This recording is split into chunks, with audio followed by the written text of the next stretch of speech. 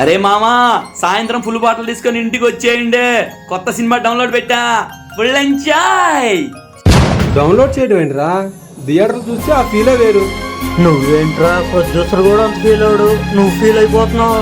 Producer feel అయినా అవ్వకపోయినా మనం చేసేది తప్పు కదా.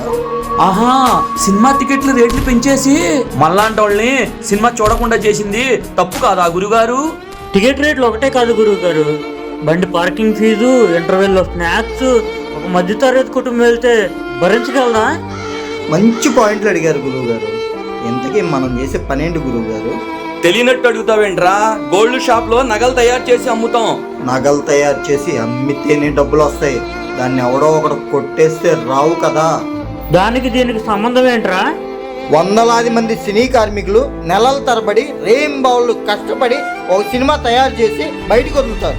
అది సక్సెస్ అవుద్దా లేదా అనే భయంతోనే బతుకుతారు. అటువంటి సినిమాని దొంగతనంగా చూడడం తప్పు కాదారా? ఇలా అయితే నిర్మాతలు బతుకుతారా? నువ్వు చెప్పింది కరెక్టేరా. ఇంతింత రేట్లు తీసుకోవటం న్యాయం అంటావా? ఒక్కొక్క హీరో పాన్ ఇండియా సినిమా అని చెప్పి 100 కోట్ల బడ్జెట్ పెంచుతుంటే నిర్మాత మాత్రం ఏం చేయగలడు? అలా అని చెప్పేసి మనం దొంగతనంగా సినిమా చూసి నిర్మాతను దెబ్బతిద్దామా? నువ్వు చెప్పింది కరెక్టేరా. అందరూ నీలాగా ఆలోచిస్తే తప్పు చేయాలని ఆలోచన ఎవరికి రాదు. ఇక నుంచి పైరసీ సినిమాలు మేము చూడం.